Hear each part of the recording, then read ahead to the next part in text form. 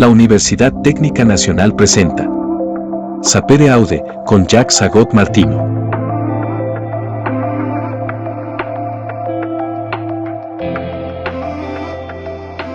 Somos UTN. Hola queridos amigos, queridas amigas, bienvenidos a una edición más del programa Sapere Aude, conversando con los grandes escritores. Y como siempre comenzamos por recordarles que la expresión latina sapere aude significa atrévete a saber, atrévete a conocer, atrévete a aprender. Eso es un desafío, es un reto, atrévete. Sapere aude, audacia. El saber es de los audaces. Es preciso audacia intelectual para aprender. Porque aprender presupone siempre un ensanchamiento de la conciencia y del horizonte intelectual. Y ese ensanchamiento puede ser incómodo, claro, sí puede ser doloroso, como todo proceso de crecimiento, de hecho. Y entonces aquí hay gente que elige por quedarse en el reino de Lilliput y de no crecer, ¿verdad? En Neverlands de Peter Pan, la isla donde los chiquillos no crecían nunca. Bueno, pero no queremos eso. Queremos atrevernos a saber. Y para hoy, nada mejor que tener como invitado a un viejo que adoro a este viejo, Miguel de Unamuno, el gran Miguel de Unamuno y Hugo era su nombre completo, que nació en Bilbao, era vasco, el 29 de septiembre de 1864 y murió en Salamanca, siendo rector de la Universidad de Salamanca, el 31 de diciembre de 1936. Grande Miguel de Unamuno, grande. ¿Qué era? Bueno, yo diría que no era. Era filósofo, ensayista, dramaturgo, poeta, novelista, cuentista. Todos los géneros literarios los cultivó y todo lo hizo dejando su marca, su impronta, su patos, su dolor, porque era un hombre muy atormentado, eso está claro. ¿Atormentado por qué? Bueno, atormentado porque era un hombre con una fe cristiana profundísima, que no obstante tenía que ver esa fe constantemente socavada, atacada, boicoteada por la razón. Esa fractura unamuniana, esa disonancia de Unamuno era una disonancia ambulante, pobrecito, ¿verdad? El corazón creía, la razón descreía, y no pudo nunca armonizar esos dos hemisferios del ser, y no lo culpo, porque es lo que tiende a suceder, ¿verdad? Es lo que tiende a suceder. Él anhelaba tener una fe que fuera absoluta y ciega, una fe de niño. Tendrás que ser como estos niños para entrar al reino de los cielos. De hecho, en su novela San Manuel Bueno Mártir, que es un novelón, hay que leerlo, es una novela extraordinaria y no es muy larga, pero que de las grandes cosas escribió él, de las grandes cosas que ha escrito cualquiera. En su novela San Manuel Bueno Mártir crea un personaje que se llama Blas, se llama Blasillo. Blasillo era, por así decirlo, el tontito del pueblo, que iba siempre a la iglesia a oír las homilías y las liturgias que oficiaba justamente don Manuel Bueno, que era el sacerdote del pueblo, don Manuel Bueno Mártir. Y Blasillo era el tontito del pueblo y era el que creía absolutamente en todo, era la inocencia, era la credulidad del niño, ¿verdad? No todavía roído por la duda y por la razón. De hecho, Blasillo, qué cosa tan linda, muere en la iglesia, en mitad de la misa.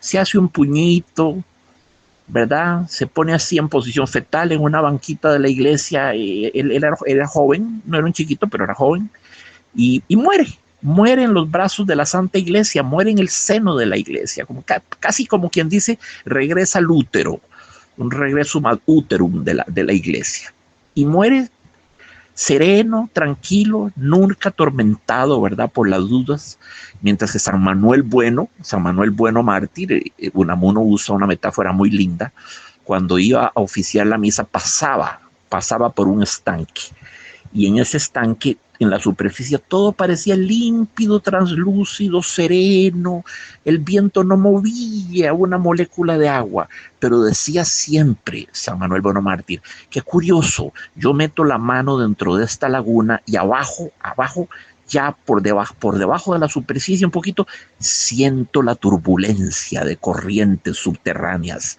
de corrientes que no se ven a simple vista, que están en el fondo, y el fondo se ve cenagoso, se ve fangoso, agitado por aguas turbulentas en el fondo. Bueno, esa es la metáfora justamente. Miguel de Unamuno era eso.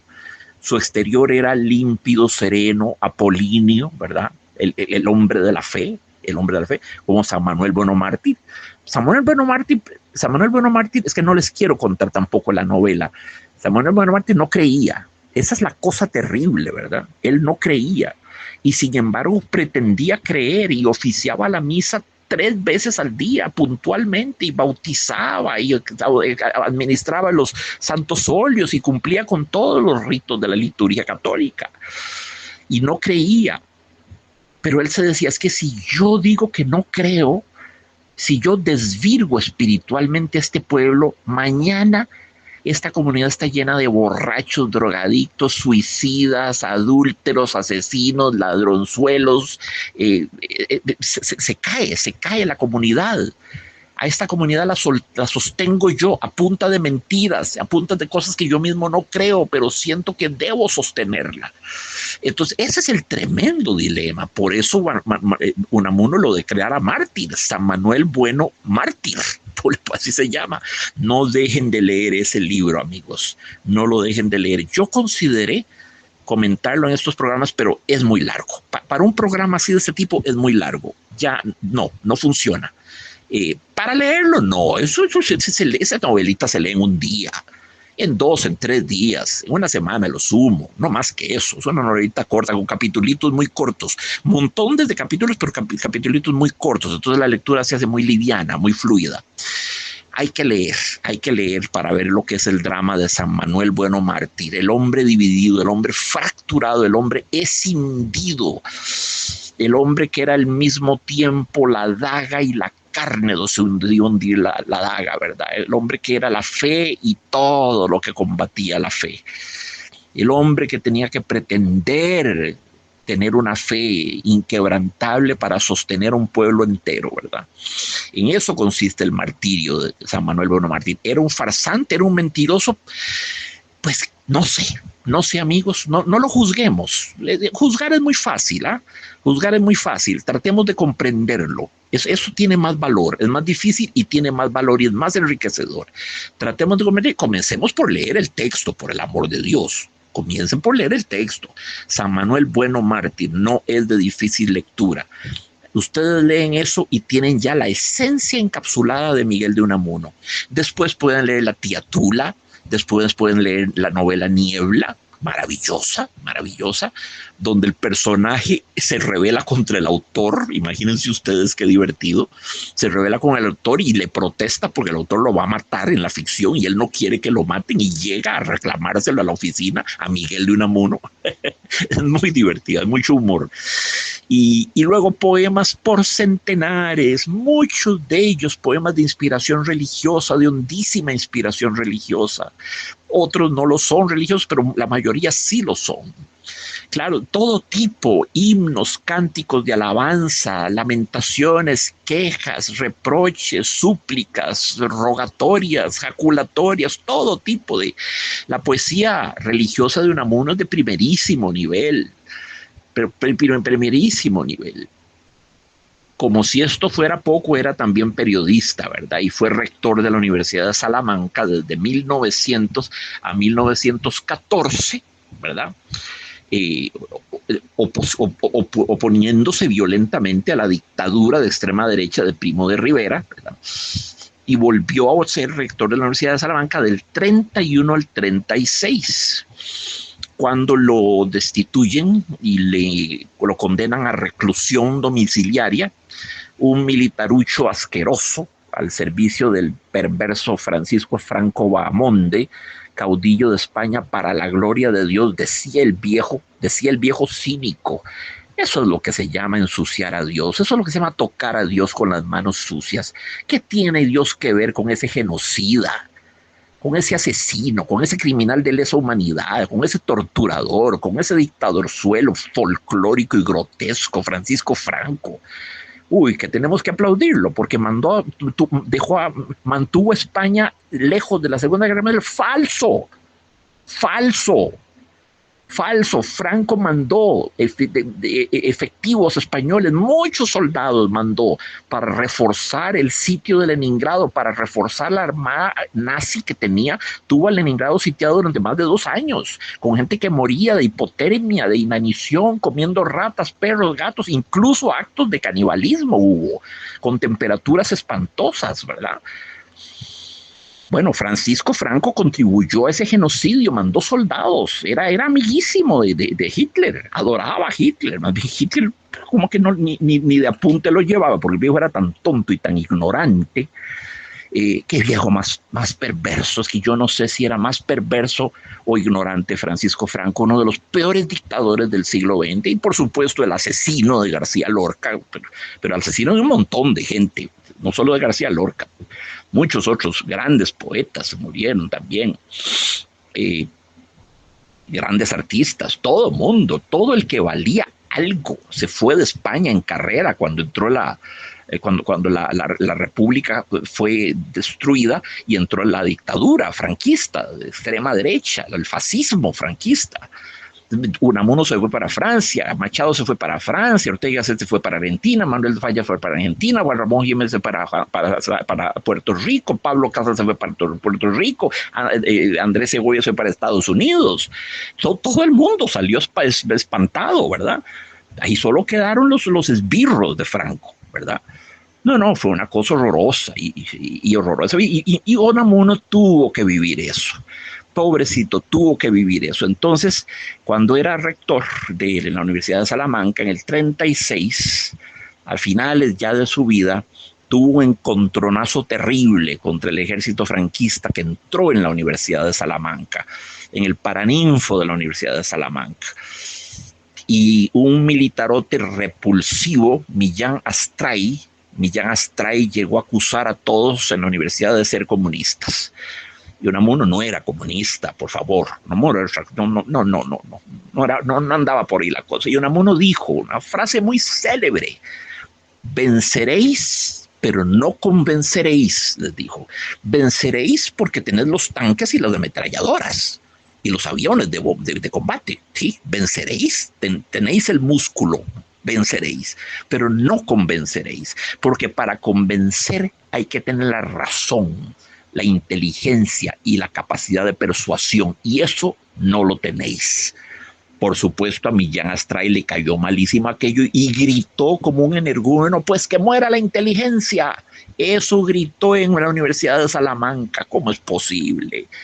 Y ese era el más distinguido militarote de Franco, Millán Astray, un gorilota de estos repulsivos, ¿verdad?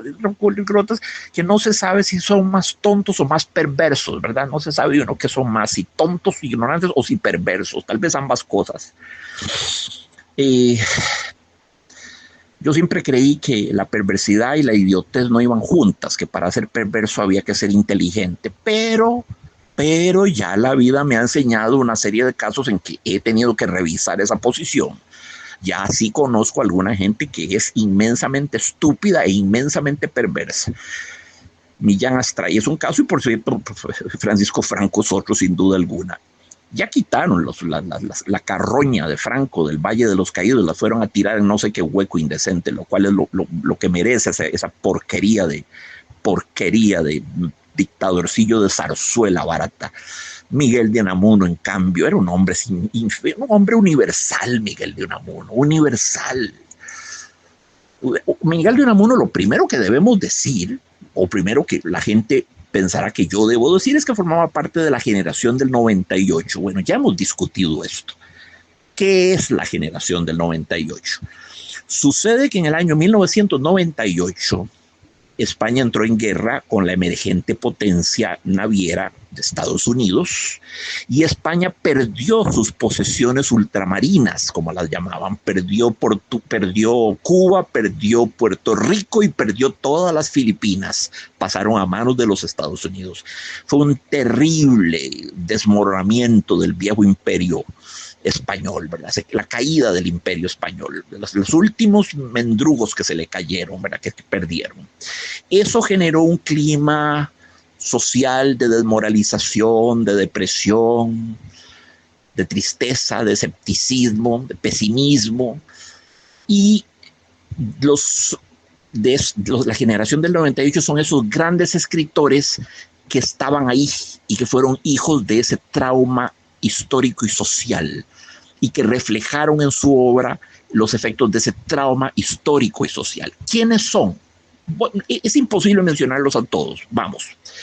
Miguel de Unamuno, don José Ortega y Gasset, Azorín, Ramón María del Valle Inclán, Pío Baroja, Eugenio d'Ors, Juan Ramón Jiménez, Antonio Machado, su hermano Manuel Machado.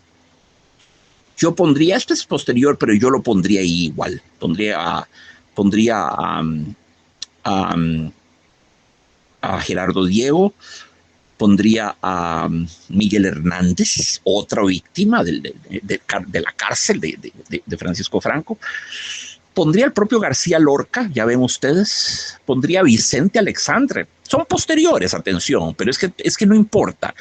Aquí lo crucial no es que estén allí, todos estuvieran con la misma edad al dar el 1998. No, es toda una generación ahí en la bisagra entre los dos siglos, entre el siglo XIX y el siglo XX.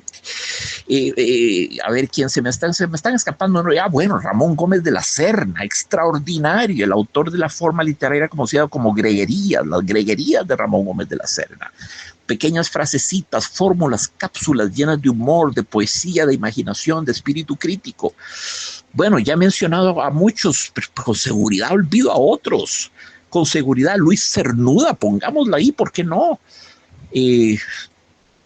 Caramba, no sé, es que realmente habla también de España, que un trauma tan severo como ese haya generado tal explosión de genio. Eso es un país con recursos, eso es un país con un alma fuerte, ese es un país que tiene almas grandes e intelectos superiores que emergen en momentos de crisis, justamente en momentos de crisis cuando más los necesita su país. Habla también de España, este aluvión, este diluvio, ¿cuántos mencionamos? De 30 tal vez, genios literarios de primerísima línea, todos ahí, todos a caballo entre el siglo XIX y el siglo XX. Es que cualquiera de los que acabo de mencionar sería premio Nobel, y muchos lo fueron, de hecho. De los que mencioné, varios lo fueron. Y hay otros. Es que no, ese es el problema de hacer las listas, que siempre peca uno por ciertas omisiones, pero no se puede tener todo así al dedillo siempre, ¿verdad? Entonces, Miguel de Unamuno se inscribe dentro de esa brillantísima generación del 98 y se inscribe en todos los frentes, repito, como filósofo, ensayista, novelista, dramaturgo, poeta y cuentista.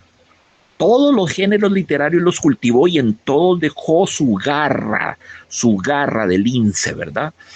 Periodista, además, llamamos, y profesor, distinguidísimo docente, rector de la Universidad de Salamanca, en 2 temporadas, de 1900 a 1914, ahí lo quitó Primo de Rivera, y luego de 1931 a 1936, y ahí lo quitó Millán Astray y Franco.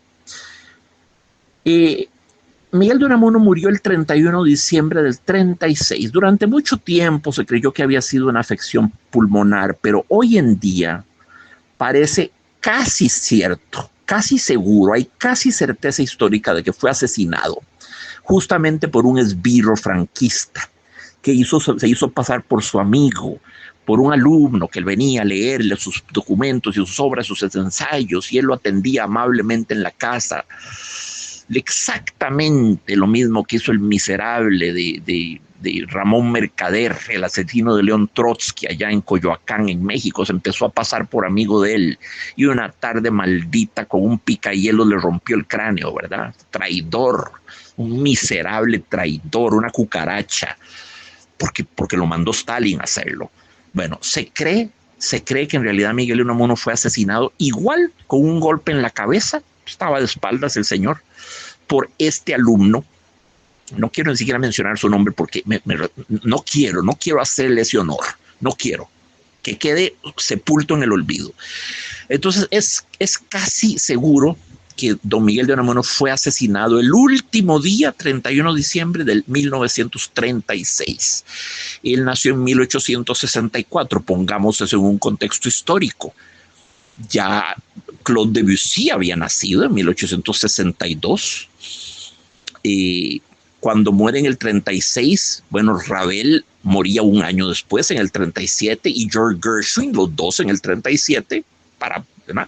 Fue estrictamente contemporáneo del movimiento impresionista. Monet estaba, Degas, Renoir, Pissarro, Sisley, todos esos grandes pintores impresionistas estaban ahí. Y cuando muere en el 36, pues ya habían pasado las vanguardias, todo lo que se puede uno imaginar, pues la Primera Guerra Mundial, y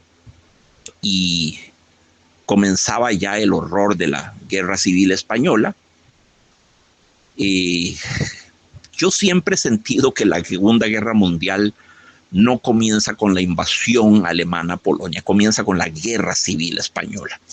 Ya ahí tenemos la confrontación terrible entre comunistas extremosos de un lado y fascistas del otro. La polarización política de España.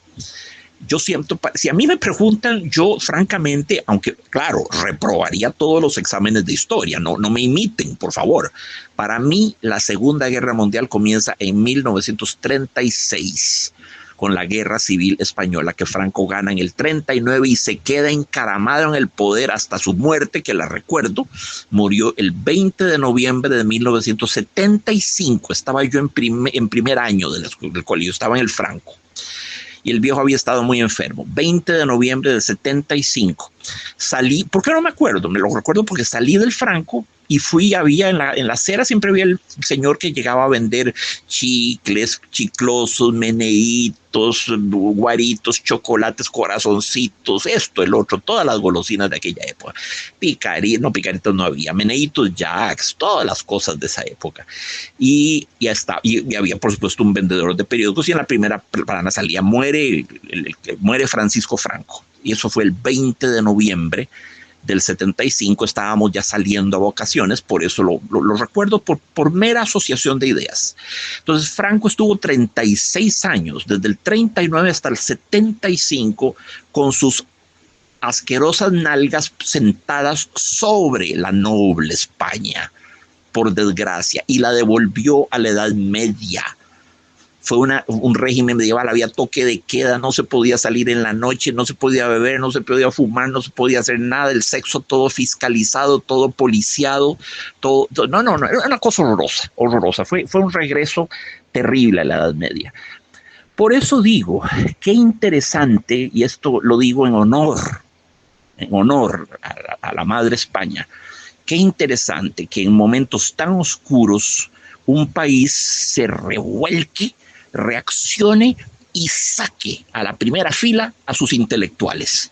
¿Y qué intelectuales? Es que no estamos hablando de impresionadores de cafetín universitario. No estoy hablando de los habladores de paja, por no decir otra cosa, de la UCR, que van ahí a la calle de la amargura e impresionan para seducir chiquillas y hablan. Eso que no quiero decir desde hace rato, ya los conozco muy bien, los conozco y son una especie zoológica muy agremiada y muy estudiada y solo falta que les pongan celditas así como animalitos, como un zoológico, y la gente pase y les tome fotos y todo. Los conozco toda mi vida, los he conocido. Entonces no eran sofistas baratos de cafetín, habladores de paja. ¿verdad? Impresionadorcillos baratos. No, no era eso. No, estamos hablando, repito, Ortega Gasset, Miguel Unamuno, Valle Inclán, Azorimpio, Baroja, Eugenio Dors, Manuel Machado, Antonio Machado, Juan Ramón Jiménez, Pablo Casals, Manuel de Falla, Gómez de la Serna, Vicente Alexandre, García Lorca y Gerardo Diego, que ese sí fue de simpatías franquistas, pero no importa, fue un gran poeta, Luis Cernuda, Miguel Hernández, otro que murió en la cárcel franquista, ¿verdad? Tuberculoso, privado de libertad, el famoso autor de Las nanas de la cebolla. Lindo poema que musicalizó Serrat. Y otros le han puesto música también. Entonces, ahí tenemos ubicado a Miguel de Unamuno. Ese es Miguel de Unamuno.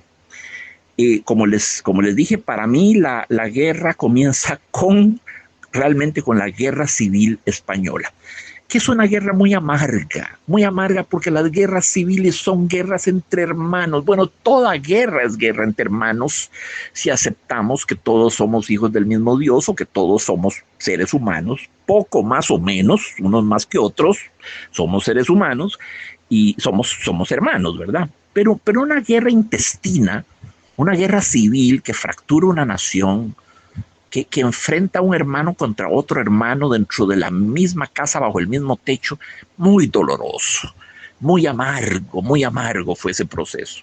Y duró 4 años, ¿verdad? Y terminó 3 años y terminó con el triunfo del franquismo, ¿verdad? Secundado por las fuerzas del nazismo y por los poderes de las extremas derechas fascistas de la época. Y les voy a decir otra cosa. Para mí la Segunda Guerra Mundial comienza en 1936 y el prefacio, el preludio, el prólogo, llámenlo como quieran, a la Segunda Guerra Mundial comienza en 1933 cuando Hitler es votado canciller de la República Alemana y termina la República de Weimar. Cae la Segunda República de Weimar, muere el emperador, el Kaiser, ¿verdad? Hindenburg, y pasa a ocupar el papel de canciller democráticamente electo, para que vean ustedes a qué punto las democracias pueden fallar a veces, claro, cuando los pueblos eligen guiados por el odio y por criterios espurios.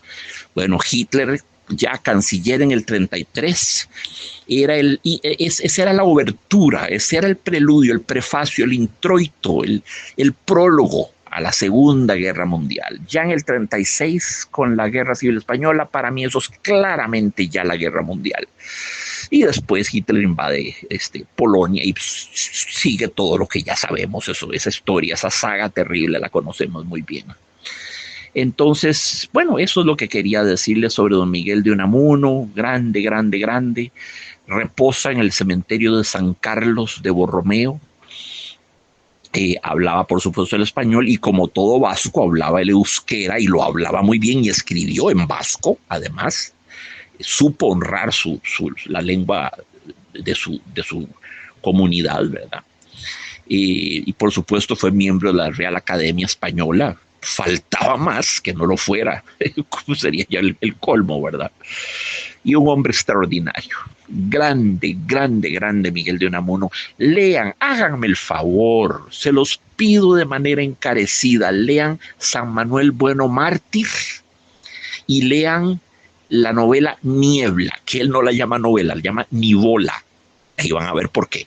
No le gustaba usar el término novela, Nivola. San Manuel Bueno Mártir es una nivola, y Niebla, si quieren novelas. Quieren ensayos, lean Del sentimiento trágico de la vida, pero es un libro espeso. Es un libro espeso, pero no se asusten. No es como leer a Kant o a Heidegger o a Hegel, no se deja leer. La vida de Don Quijote y Sancho es un ensayo maravilloso de él también. Los poemas, pues cualquier poema de él es hermoso. El teatro, busquen Fedra de Unamuno, es una maravillosa obra de teatro. Todo lo que representa la tragedia terrible de Fedra, ¿verdad? Y bueno, y que sirva esta pequeña exhortación como una introducción a la obra del gran Miguel de Unamuno. Los dejo ahora con los versos inmortales del maestro. Muy bien, amigos, amigas, entonces vamos a explorar, a sumergirnos en el Salmo tercero del gran Miguel de Unamuno. Yo a ustedes solo les puse en la última estrofa, los últimos 4 versos de este salmo, que es bastante largo. Y lo hice por razones especiales, pues no quiero ahondar en la totalidad del texto, en la totalidad del salmo, cosa que sería desmesurada, porque es un texto muy, muy preñado de significado, muy grávido de significado. Entonces, pero sí voy a leerlo entero. Voy a leerlo entero 2 veces y luego nos concentramos en la última crucial estrofa, que es el acorde final del salmo. Su cierre, su corolario, su finis coronat opus, el fin que corona la obra, ¿verdad? Entonces vamos a leerlo en su integridad. Salmo 3. Oh Señor, tú que sufres del mundo sujeto a tu obra, es tu mal nuestro mal más profundo y nuestra zozobra. Necesitas uncirte al infinito si quieres hablarme, y si quieres te llegue mi grito que es fuerza escucharme. Es tu amor el que tanto te obliga a bajarte hasta el hombre, y a tu esencia mi boca le diga cuál sea tu nombre. Te es forzoso rasgarte el abismo si mío ser quieres. Si quieres vivir en ti mismo, ya mío no eres. Al crearnos para tu servicio, buscas libertad, sacudirte del recio suplicio de la eternidad. Si he de ser como quieres, figura y flor de tu gloria, hazte, oh tú, Creador, criatura rendido a la historia. Libre ya de cerco divino por nosotros estás, sin nosotros sería tu sino, o siempre o jamás. Por gustar, oh impasible, la pena quisiste penar. Te faltaba el dolor que enajena para más gozar. Y probaste el sufrir, y sufriste vil muerte en la cruz, y al espejo del hombre te viste bajo nueva luz. Y al sentirte anhelar bajo el yugo del eterno amor, nos da el Padre y nos mata el verdugo el común dolor. Si has de ser, oh mi Dios, un Dios vivo y no idea pura, en tu obra te rinde cautivo de tu criatura. Al crear, Creador, quedas preso de tu creación, mas así te libertas del peso de tu corazón. Son tu pan los humanos anhelos, es tu agua la fe. Yo te mando, Señor, a los cielos con mi amor, mi sed. Es la sed insaciable y ardiente de solo verdad. Dame, oh Dios, a beber en la fuente de tu eternidad. Méteme, Padre eterno, en tu pecho, misterioso hogar. Dormiré allí, pues vengo deshecho del duro bregar. Ese es el maravilloso Salmo tercero de Don Miguel de Unamuno y Hugo, que era su nombre completo. Don Miguel de Unamuno y Hugo. Vamos a leerlo una segunda vez. Oh Señor, tú que sufres del mundo sujeto a tu obra, es tu mal nuestro mal más profundo y nuestra zozobra. Necesitas uncirte al infinito si quieres hablarme. Si quieres te llegue mi grito, te esfuerza a escucharme. Es tu amor el que tanto te obliga a bajarte hasta el hombre, y a tu esencia mi boca le diga cuál sea tu nombre. Te es forzoso rasgarte el abismo si mío ser quieres, y si quieres vivir en ti mismo, ya mío no eres. Al crearnos para tu servicio buscas libertad, sacudirte del recio suplicio de la eternidad. Si he de ser como quieres, figura y flor de tu gloria, hazte, oh tú, Creador, criatura rendido a la historia. Libre ya de tu cerco divino, por nosotros estás, sin nosotros sería tu sino, o siempre o jamás. Por gustar, oh impasible, la pena quisiste penar. te faltaba el dolor que enajena para más gozar. Y probaste el sufrir, y sufriste vil muerte en la cruz, y al espejo del hombre te viste bajo nueva luz. Y al sentirte anhelar bajo el yugo del eterno amor, nos da el Padre y nos mata el verdugo el común dolor. Si has de ser, oh mi Dios, un Dios vivo y no idea pura, en tu obra te rinde cautivo de tu criatura. Al crear, creador, quedas preso de tu creación, mas así te libertas del peso de tu corazón. Son tu pan los humanos anhelos, es tu agua la fe. Yo te mando, Señor, a los cielos, con mi amor, mi sed. Es la sed insaciable y ardiente de solo verdad. Dame, oh Dios, a beber en la fuente de tu eternidad.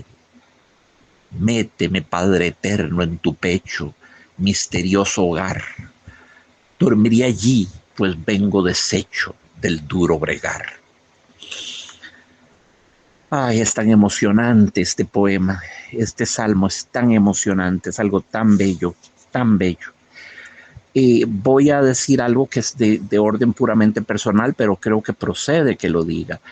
Quien me hizo conocer este poema, y se lo sabía de memoria, quien me hizo conocerlo y me instó a estudiar la literatura religiosa de Miguel de Unamuno fue don Julio Rodríguez, el excelso periodista Julio Rodríguez, el que tuvo la columna en Vela, en la página 15 de La Nación, con el colaboré durante muchos años, 33 años, escribí yo para esa sección, cuando don Julio era el director de la sección y el coordinador de la página de opinión, el gran Julio Rodríguez, jurista extraordinario, hombre de fe, hombre cultísimo, que hablaba en latín, hablaba en griego, conocía los clásicos, un hombre, un periodista y una pluma, y un hombre de otra calidad. Ya no hay costarricenses así.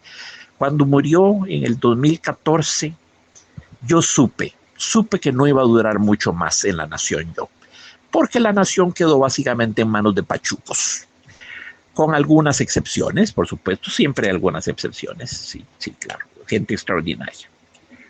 Sí, por supuesto. Larisa Mins, que es una gran dama, una gran periodista, por ejemplo, con ella colaboré mucho.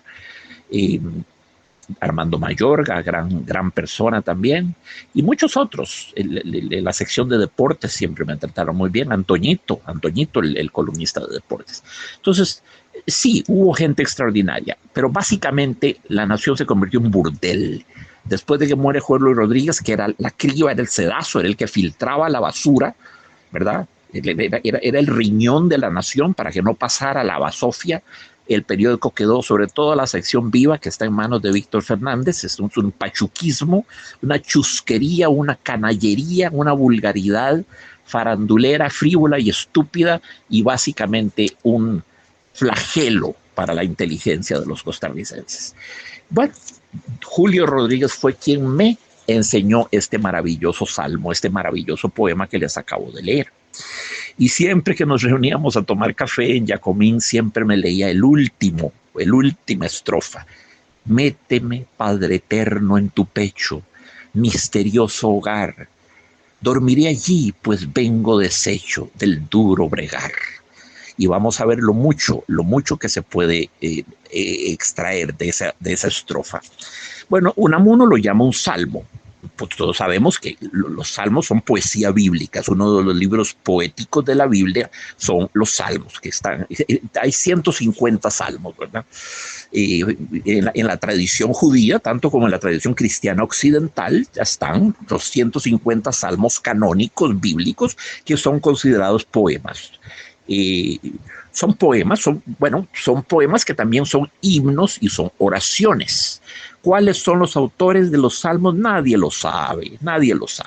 Por supuesto, se ha hablado del rey David, de Salomón, de Moisés, de Azoy, de Coré y de sus 3 hijos. Muchos autores aparentemente. Sería una autoría múltiple la de estos hermosos textos bíblicos. Se sabe que fueron escritos desde el siglo X antes de Cristo, y no después del siglo V antes de Cristo. Entonces, en esos siglos, en estos 5 siglos, del 10 al 5 antes de Cristo, en esos 5 siglos, se produjeron los 150 salmos. Y Unamuno, por supuesto, imita, ¿verdad? Imita en este poema maravilloso el tono de los salmos. Ahora, ¿cuál es el tono de los salmos? Bueno, me expreso mal, porque hay salmos de tonos muy diferentes. Hay lo que se llaman salmos doxológicos, forma parte de la doxología, es decir, son himnos de alabanza, son salmos de alabanza, ¿verdad? Como quien dice aleluya, como quien dice Osana, gloria en excelsis Deus, alabanza, exaltados, ¿verdad? Entonces, salmos doxológicos, pero hay salmos que son lamentos, no son ya alabanzas, sino lamentos. Lamentos colectivos de todo un pueblo o bien individuales. Y son conmovedores, y son desgarradores, y son bellísimos. Hay salmos que son escritos de acción de gracias, son textos para dar gracias por, bueno, valga la redundancia, por gracias concedidas, ¿verdad? Acción de gracias, los mueve a la gratitud. Y hay incluso salmos de imprecación, salmos violentos, salmos exaltados de imprecación, de almas heridas, ¿verdad? Entonces, los salmos son textos muy, muy variados, son una taxonomía muy variada, son animalitos muy diferentes, muy diversos. Este salmo de Unamuno participa del tono de la alabanza, del tono del lamento, del tono de la gratitud y del tono de la imprecación y del tono del reproche. Hay de todo en este salmo, extraordinario, pero no nos vamos a concentrar en la totalidad del salmo una vez más, porque eso nos llevaría por andurriales muy, muy, muy alejados a lo que buscamos. Muy bien, entonces lo que podemos decir es que, bueno, desde el punto de vista formal, los salmos están escritos en un formato en el que alternan versos largos con versos cortos, ¿verdad? Versos largos con versos cortos. Méteme, Padre eterno, en tu pecho, verso largo. Misterioso hogar, verso corto. Dormiré allí, pues vengo deshecho, verso largo, del duro bregar, verso corto. Esa estructura, verso largo, verso corto, verso largo, verso corto, es muy frecuente en la poesía hebrea y es muy frecuente en los salmos, en todos los salmos que tiene la Biblia. Es muy frecuente ese tipo de construcción. Méteme, Padre eterno, en tu pecho, misterioso hogar, sí, del duro bregar. Sí, no interesa. Es un poema rimado, no son rimas, digamos, perfectas, pero sí son rimados. ¿Por qué digo que no son rimas perfectas? Pues tenemos, son tu pan los humanos anhelos, y es agua la fe. Yo te mando, Señor, a los cielos. Hay cielos rima muy bien con anhelos, con mi amor, mi sed. Pero sed no rima bien con fe. Es una rima pobre, lo que le llamarían los franceses, porque solo comparte un fonema, un sonido, que es la vocal E. Fe y sed, es una rima pobre. Entonces sí hay un elemento de rima, sí, pero no es una rima rica o una rima riquísima, como lo dicen los franceses en la teoría poética francesa. Esta sería una rima pobre. Una rima pobre es una rima que solo comparte un sonido, digamos fe y C. Bueno, tenemos la vocal E, un solo fonema. Luego hay rimas ricas que comparten dos fonemas, ¿verdad?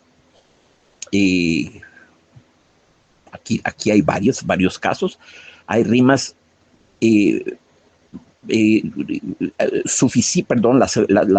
después de la rima pobre sí viene la rima suficiente. La rima suffisante es la que tiene dos sonidos en común, dos fonemas en común, perdonen, me corrijo ahí. Y después viene la rima rica, que es la que tiene tres sonidos en común, por ejemplo, preso y peso, tenemos ESO, ¿verdad?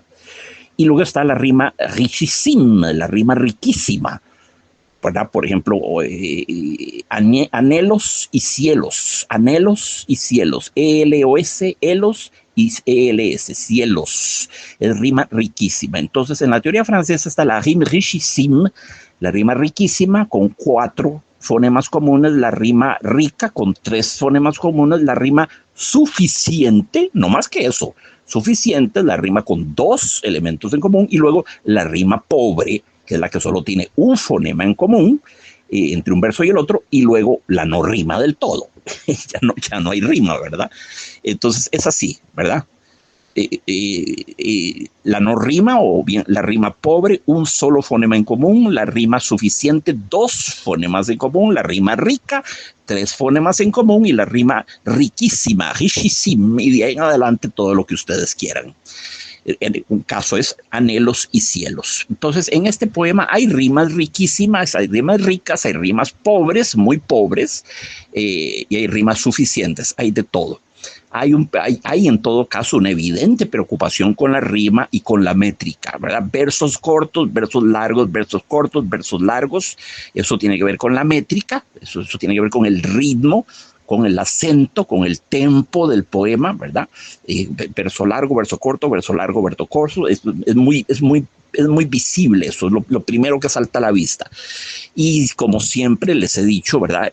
Conviene siempre tener en cuenta que un poema es para ser visto, no solamente para ser leído u oído, sino para ser visto. Un poema, esa es su manera, es una grafía, es un dibujo a su manera. Propone una ocupación del espacio y una distribución en el espacio y una observancia de ciertos espacios, intersticios, etcétera, entre las estrofas, que es menester ver. Hay que verlos, es importante verlos. Muy bien, esto es lo que podemos decir de la forma del salmo. Entonces, ¿hay métrica? Sí, hay métrica, pero no rigurosa. No rigurosa. Versos largos, versos cortos, y hay una diversa variedad de rimas que van de la rima pobre a la rima richísima, a la rima riquísima. Muy bien, y luego siempre Unamuno viviendo la terrible disonancia, la terrible antinomia que lo fracturó toda su vida entre razón y fe, entre razón y sensibilidad, entre razón y corazón, entre razón y emoción. Era un hombre extraordinario, Unamuno, extraordinario. Nunca he visto yo un escritor tan atormentado tan atormentado al tiempo que vivificado y fortalecido por la fe. Unamuno no, hay gente que habla sin saber, Unamuno no era ateo, nunca fue ateo, nadie podría ser menos ateo que Unamuno, pero sí era un hombre cuya fe y su sensibilidad y su aspiración y su sed de lo divino y de lo absoluto estaban constantemente testadas, constantemente boicoteadas, constantemente zarandeadas y desestabilizadas por la razón cartesiana, la razón matemática, esa que, como diría don Juan de Molière, solo creen que 2 son 4 y 4 y 4 son 8. Entonces, él vivía esa contradicción, él era esa contradicción, toda su obra, repito, toda su obra, sus ensayos, cosas como Cielo Santo, del sentido trágico de la vida, Don Quijote, Sancho Panza, sus novelas, San Manuel Bueno Mártir, Niebla, sus poemas, que tiene centenares, miles de poemas, la vasta mayoría de orden religioso, de orden así, como este que acabamos de leer. Su teatro, que tiene cosas extraordinarias, tiene una Fedra, para empezar, imagínense ustedes, entre otras cosas. Sus novelas, ya habíamos mencionado, La Tía Tula también, su teatro, sus ensayos, sus novelas, sus cuentos, tiene cuentos extraordinarios. La Cima del Misterio, por ejemplo, tiene cuentos. Hemos estudiado cuentos de Unamuno aquí. Unamuno cultivó todos los géneros concebibles: el ensayo filosófico, la poesía, el drama, la novela, el cuento, el microcuento, el proverbio, y en todo fue excelso. En todo fue excelso Miguel de Unamuno. En todo fue maravilloso. Yo lo quiero profundamente. Es uno de los escritores de mi vida, no hay duda de eso. Bueno, entonces, al principio del Salmo nos dice muchas cosas en que no vamos a ahondar, Pero nos queda claro que ese Dios, ese creador que está cautivo en su creación, ¿verdad? Qué paradoja. Ese creador omnipotente y sin embargo preso de su creación, ese creador es una cosa muy misteriosa. Lo primero que nos queda claro, ¿verdad? Muy misteriosa. Sobre todo que Unamuno sueña con un Dios vivo, nos dice, y no idea pura. Él no quiere una abstracción, no quiere una idea pura, no quiere que le digan que es una realidad óntica, ontológica, no quiere que le digan que Dios es un esto, un el otro, lo que sea. No, él quiere un Dios vivo, un Dios que actúa sobre nosotros, un Dios con el que se pueda dialogar, conversar, al que se le puedan incluso dirigir reproches, súplicas, reclamos, alabanzas, cánticos de amor, lo que se quiera. Quiere a un Dios cercano, quiere a un Dios carnal y vivo, es lo que él anhela. Y no quiere ideas puras, está harto de ideas puras, es un profesional de la filosofía, ha pasado manipulando ideas puras y haciendo juglerías con ideas puras toda su vida, está cansado de eso, no quiere ideas puras, no quiere a Platón, no quiere el mundo de las ideas platónicas, de los arquetipos incorruptibles, perfectos, eternos, redondos, que viven allá, suspendidos en el topos Uranus de Platón, ¿verdad? En el mundo de las esencias y los arquetipos, de las ideas. No, él no quiere eso. Él quiere un Dios que sea pan de los humanos anhelos, nos dice, que sea agua para nosotros, ¿verdad? Claro, pero por supuesto hay problemas. Hay problemas porque Dios no se revela así tan fácilmente, por más que él patalee y por más que él suplique. Y para ello voy a leerles unos cuantos versos en francés y los traduzco de inmediato, no se preocupen, de Alphonse de Lamartine, gran poeta francés, Alphonse de Lamartine, del temprano romanticismo francés, nació en 1790, murió en 1869. Franz Liszt compuso sus armonías poéticas y religiosas basadas en diversos textos poéticos de Lamartine, que era uno de sus escritores del que tenían en su mesa de noche todo el tiempo, de sus escritores de cabecera. ¿Qué leía Liszt? Leía Alphonse de Lamartine, leía la Divina Comedia del Dante, leía el Fausto de Goethe, leía la Biblia todo el tiempo, leía el Paraíso Perdido, Paradise Lost de Milton, y eso era.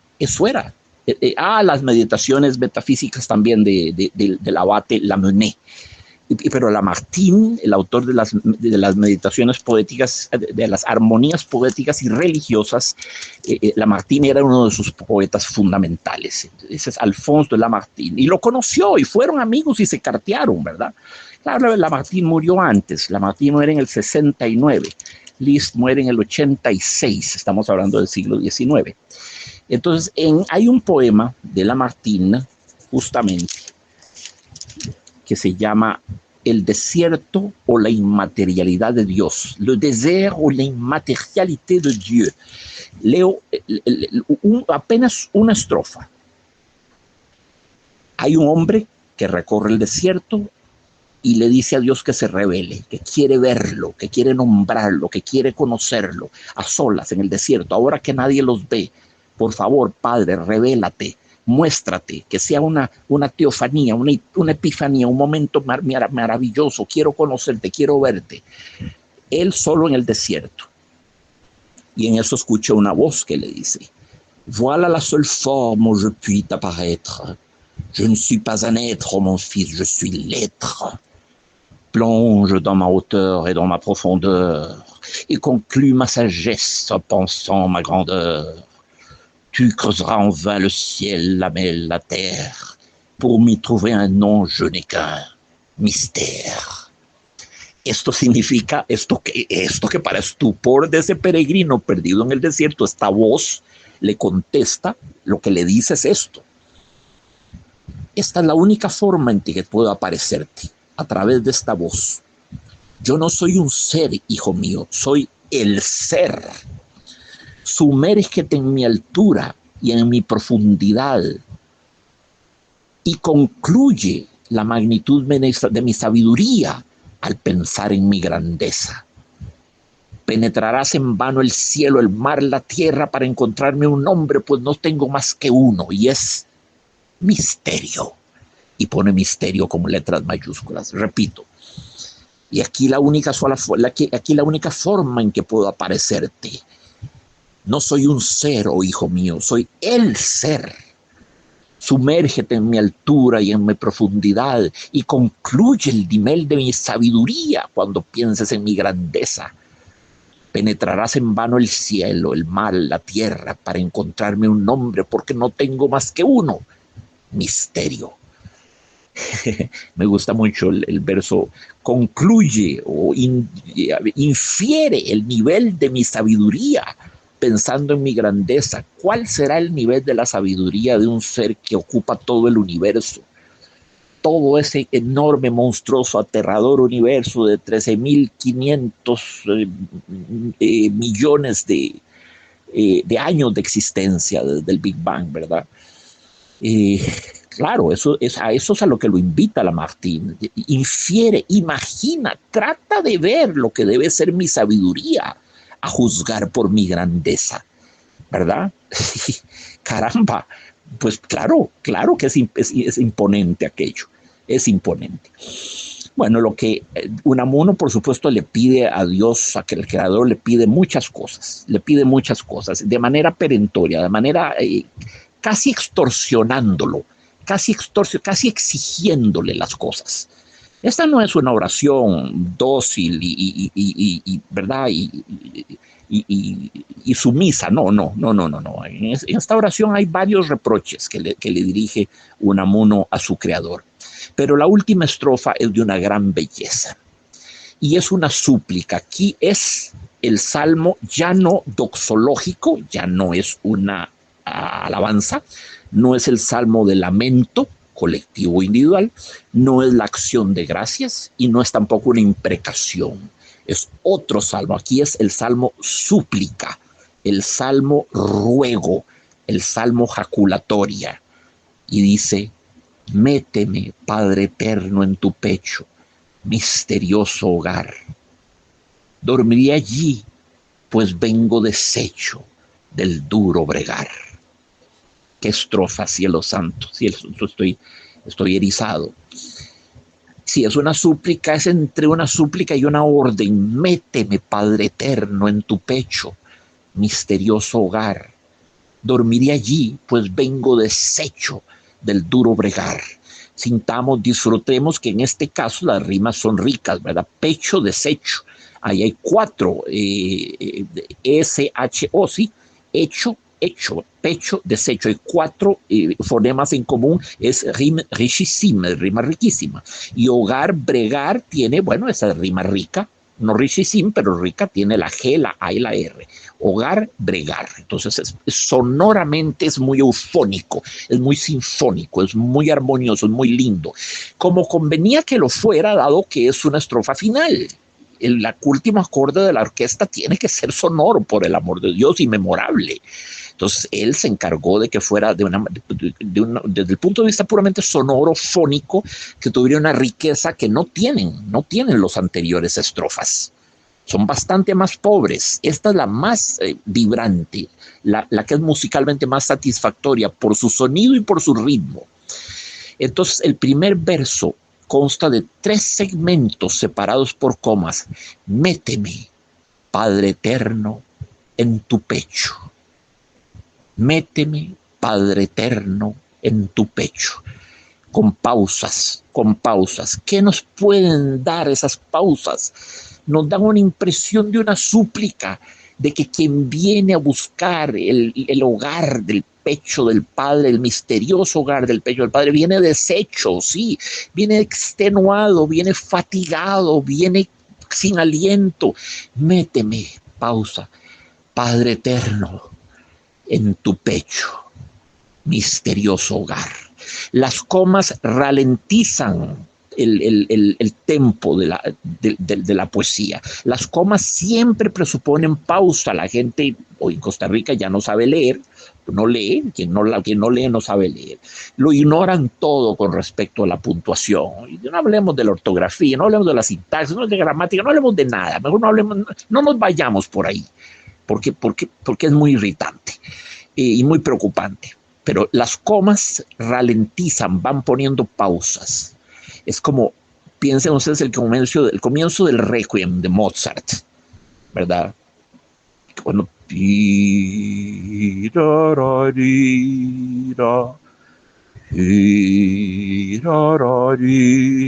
pausa, tim, pausa, tim, tim, tim, en la lacrimosa, ¿verdad?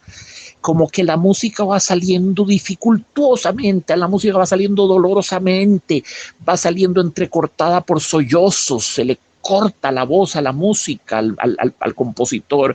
Tim, tim, tim, tim, tim, tim, tim, ¿verdad? Y simulando también el paso lento de un cortejo fúnebre. No es una melodía larga, longilínea, sinuosa, esbelta, no, es una melodía ahogada por sollozos, por espasmos de dolor. Es una melodía que no sale de la garganta porque la garganta está apretada, está cerrada por el dolor. Y lo mismo nos da aquí este ritmo lento. Méteme, Padre eterno, en tu pecho. Misterioso hogar. Ah, qué lindo describir el pecho del Padre como un misterioso hogar. Hogar viene de fuego, ¿verdad? El hogar es donde está la chimenea, es el calor. Y atención a esto, porque al hablar del pecho del Padre como un hogar al que se llega a dormir y a encontrar confortación y alivio, reposo, alimento, aguas limpias, ¿verdad? Fresca. Al hablar del pecho del Padre como un hogar, ese Padre está siendo maternalizado, está siendo feminizado, ¿verdad? Está siendo por lo menos convirtiéndose en un ser andrógino, si no necesariamente femenino andrógino. Pues está hablando de tu pecho, misterioso hogar. Bien que mal, eso termina siendo una fantasía de regreso ad úterum, una fantasía de regreso al útero. Es el útero del Padre, ese Padre que no es Padre y es Madre al mismo tiempo. El Padre, Dios no puede sino ser evidentemente Padre y Madre al mismo tiempo, ¿verdad? Si decimos que es únicamente Padre, ya lo estamos limitando, le estamos circunscribiendo y Él no tolera eso, Él es todo. Y si es Padre, entonces tiene que ser Madre también y más cosas que quizás ni siquiera imaginamos. Pero desde el momento en que él habla del pecho del Padre como un hogar y él va a meterse dentro del cuerpo del Padre como un albergue seguro a la vera del camino después de un peregrinaje extenuante, desde ese momento él está viendo en el pecho del Padre una especie de útero y el Padre queda feminizado y queda maternalizado. Es un padre madre, no solo es un pater, es una mater también. Méteme, Padre eterno, en tu pecho. Y no le está diciendo, ábrame la puerta, no, métame en su pecho, métame dentro de su cuerpo, quiero habitar en su cuerpo, deme su asilo, protéjame, cobíjeme, deme tibieza, deme calor, deme alimento, deme sobre todo reposo. Viene desecho del duro bregar, la palabra no miente, desecho. Ya no está hecho, está deshecho, está desmembrado, está desfibrilado, está fragmentado, está destrozado, está deshecho.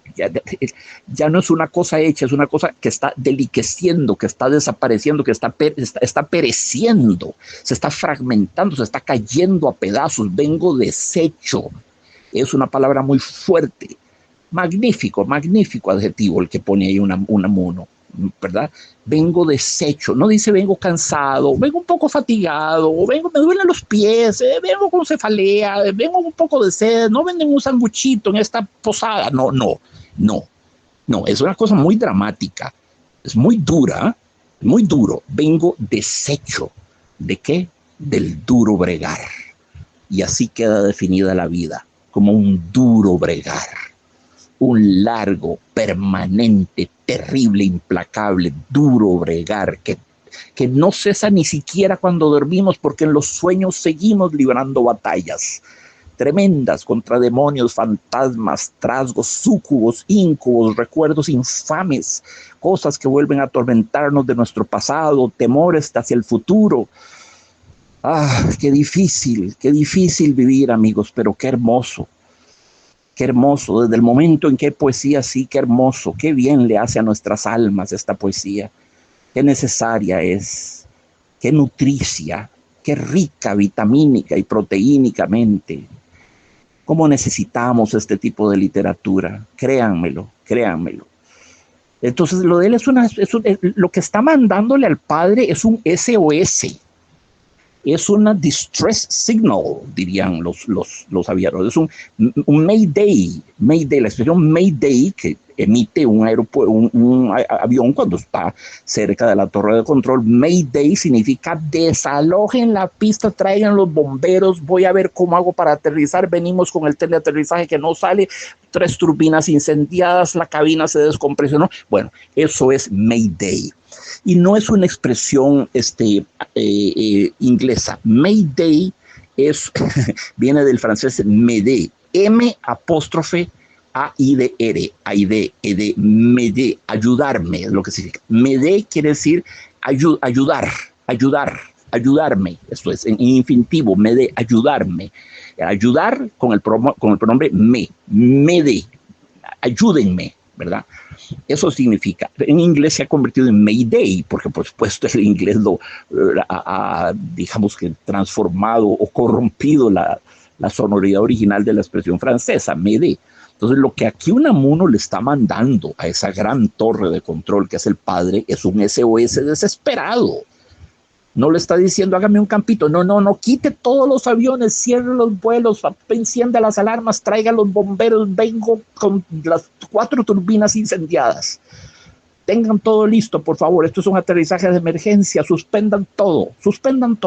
Voy a volar a punta de puros informaciones de ustedes porque el altímetro está malo, el velocímetro está malo, el barómetro está malo, todo está malo. Entonces ustedes voy a ir volando a punto de lo que ustedes me digan. Vayan diciéndome, baje a tal altura, ahora gire a la izquierda, 3 grados a la derecha, en fin, etcétera. Ustedes me entienden la idea. Es un aterrizaje de emergencia, es un SOS, un distress call, un distress signal. Como el Titanic hundiéndose, mandando aquellos fuegos de artificio en la alta, oscura, impenetrable noche del océano, ¿verdad? Entonces, méteme, Padre eterno, en tu pecho. Misterioso hogar, un hogar misterioso, qué cosa tan linda, porque normalmente el hogar no es misterioso es afuera, misterioso es el bosque que está afuera del hogar, quizás. Puede ser misteriosa la casa donde está el hogar o el barrio, ¿verdad? Tal vez hasta el sótano del hogar o la guardilla, pero el hogar no suele ser misterioso. El hogar es el lugar que conocemos perfectamente. Sabemos qué silla renquea, cuál silla está bien, cuál es más suavecita, cuál es más dura, dónde se apoya uno bien en la mesa, cómo acercarse a la chimenea. Conocemos, hogar es sinónimo de intimidad, del lugar perfectamente conocido, pero no en este caso. Aquí hay una aporía, una antinomia, una contradicción. Misterioso hogar es una contradicción. El hogar por definición es seguro, pero aquí no. El propio Unamuno dice misterioso hogar, tu pecho misterioso hogar. Y eso nos remite, por supuesto, al poema de Lamartine. Para encontrarme un nombre no tengo más que uno solo, misterio. Eso es lo que le dice esa voz, que es la voz de Dios, le responde al peregrino en el desierto. Ese es el único nombre que te voy a dar, misterio. Y lo mismo siente Unamuno. El pecho del Padre Eterno es misterioso hogar. Es un hogar, eso es sinónimo de seguridad, pero misterioso. Eso es sinónimo, no digamos de peligro, pero de lo desconocido. Sí, de lo desconocido, y lo cual genera cierta inquietud, lo comprendo. Entonces es muy interesante esa concatenación de términos, misterioso y hogar. Pausa con la coma y luego otro verso dividido en 2 segmentos por la coma. Dormiré allí, pues vengo deshecho el duro bregar. Entonces, en esta estrofa tenemos 1, 2, 3, 4 comas. 4 comas y un punto. Una vez más lo leo poniendo énfasis en las comas. Méteme, Padre eterno, en tu pecho, misterioso hogar. Dormiré allí, pues vengo deshecho del duro bregar. El ritmo es lento, es extenuado, es casi agonizante, es languidecente, languissant, ¿verdad? Pero qué hermosa estrofa, ese padre madre, ¿verdad? Que va a meter en su pecho, no le está diciendo, tómame cuidadosamente, no, métame, empújeme dentro de su pecho, sálveme, haga lo que sea, vengo cayéndome, vengo en llamas, méteme, Padre eterno, en tu pecho. Es una imploración desesperada, es un ruego desesperado, vehemente, muy bello, muy bello. Ven, ¿por qué les dije? Les dije que en este poema esta simple estrofa final da tanto de qué hablar, ¿verdad? Dormiré allí, él quiere dormir, él quiere el reposo. Bueno, el reposo relativo del dormir, porque como ya lo dije, hasta el sueño está poblado de visiones oníricas que muchas veces son muy convulsas, muy tumultuosas y aterradoras. Lloramos en los sueños, nos agitamos, se nos acelera el pulso cardíaco, reímos, maldecimos. Montones de cosas nos acontecen en los sueños, montones de cosas.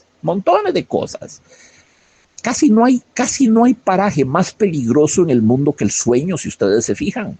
En un sueño puede venir un dragón y comérselo a uno, lo que no va a pasar en la vigilia, no hay dragones, pero en un sueño bien puede aparecer un dragón y devorarlo a uno. Y por sí, por supuesto. Sí, claro. Y la gente anhela el sueño, ¿verdad? Pero el sueño, desencántense, señores, desencántense. El sueño es un paraje muy peligroso. Es un paraje habitado por todo tipo de criaturas y muchas veces son malévolas también, a veces son arcangélicas. Tal vez soñemos con una melodía maravillosa nunca antes oída, ¿verdad? Puede ser. Visiones celestes, revelaciones, cosas que el sueño nos hace entender, o alarmas que el sueño nos enciende, inquietudes que era importante que tuviéramos, que nos las despertara el sueño. El subconsciente está ahí con nosotros. Si sabemos escucharlo y descifrarlo, es nuestro aliado. Si no, nos puede comer vivos, ¿ah? Nos puede comer vivos el subconsciente. Pero si sabemos descifrarlo, le prestamos muy atentos oídos, el subconsciente es un poderoso aliado de la vida y de la felicidad también. Entonces, nunca se revela mejor que en el sueño, mientras dormimos, ¿verdad? Entonces él dice, dormiré allí, pues vengo deshecho del duro bregar. Duro bregar, duro bregar. Hermoso final. La primera palabra grave, duro bregar, aguda, duro bregar, con acento en la primera sílaba, la primera, la segunda en la segunda palabra, acento en la segunda sílaba, duro bregar. Maravilloso poema y maravillosa estrofa. Ha sido un gozo compartirla con ustedes, queridos amigos. Y nos vemos pronto, nos escucharemos y nos veremos y nos buscaremos y nos amaremos unos a otros a través de ese milagro que es la poesía.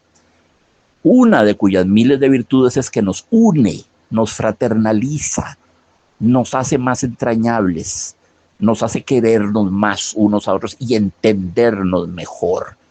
Si la poesía no logra eso, entonces no está logrando nada y no sirve para nada, pero sí lo logra. Lo logra. De eso lo saben todos los grandes poetas que han existido. Ellos son nuestros amigos, nuestros mejores amigos, nuestros aliados de vida. No los desoyamos, no los desoigamos, no los despreciemos, no los desdeñemos, es la palabra que buscaba. No, existen para nosotros, vivieron para nosotros, dejaron un testimonio poderoso conmovedor, potente, tremendo. Ese testimonio vale muchísimo. Vale más que la fortuna de Elon Musk, si quieren saber, si quieren saberlo. Entonces, aguzar oídos, ¿eh? Aguzar oídos. Como decía Antonio Machado, ya se oyen palabras viejas, pues aguzar los oídos. Ya se oyen palabras viejas, palabras de viejos, de ancianos, de sabios de la tribu, pues aguzar los oídos se ha dicho. Ya se oyen palabras de Miguel de Unamuno, pues aguzar las orejitas se ha dicho. Una gran voz, una gran figura. Es mucho lo que nos puede regalar el viejo, mucho, mucho. Un abrazo, queridos amigos, con todo el cariño y la gratitud de siempre.